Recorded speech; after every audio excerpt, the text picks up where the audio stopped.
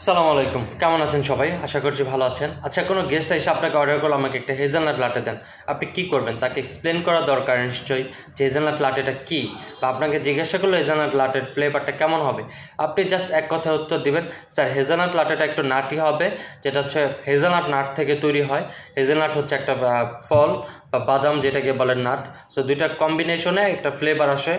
Sir আপনি চাইলে এটা অর্ডার করতে পারেন। এখন আপনি ওনাকে গেস্টকে বলে বিদায় করে দিলেন, বাট আপনার তো নিজের জানতে হবে যে আসলে হেজেলনাট লাটেটা কী বা কোথা থেকে আসছে। সো হেজেলনাট লাটেটা মূলত আসছে প্রাচীনকালে গ্রিস অথবা রোমান, যেটাই বলি, ইটালিতে আবিষ্কার হয় বলে উৎপাদন হয় আর কি। সো এই উৎপাদনটা আপনার হচ্ছে প্রথমে ওরা যখন ব্যবহার করতো এই হেজেলনাট ফ্লেভারটা বা হেজেলনাট বাদামটা, তখন তারা ঔষধ হিসাবে এবং হচ্ছে খাবারের উপাদান হিসেবে ব্যবহার করতো। কিন্তু এটা মূলত তুরস্ক, ইটালি এবং মধ্যপ্রাচ্যের অনেক পরিমাণ হচ্ছে চাষ হয় বা পাওয়া যায়, যেটাই বলেন।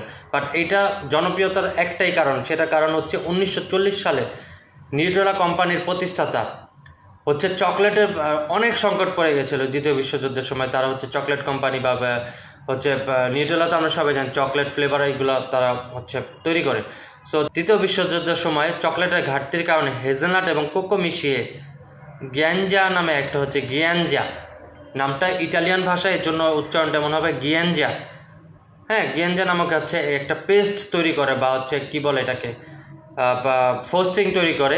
এখান থেকে হচ্ছে মানুষের কাছে হেজেলনাটটা এত জনপ্রিয় হয়েছে।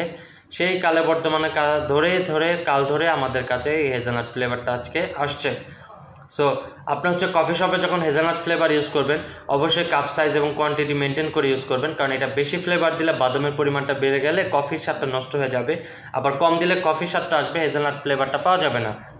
সো আপনারা সবাই এইদিকে খেয়াল রাখবেন যাতে ফ্লেভারটা এবং হচ্ছে কফি স্বাদটা দুইটা কম্বিনেশনে একটা দারুণ কম্বিনেশন হয়। সো আজকের ভিডিওটা হেজেলনাট নিয়ে আর বিস্তারিত বলবো না, এই পর্যন্তই থাক। সবাই ভালো থাকেন, সুস্থ থাকেন। আসসালামু আলাইকুম।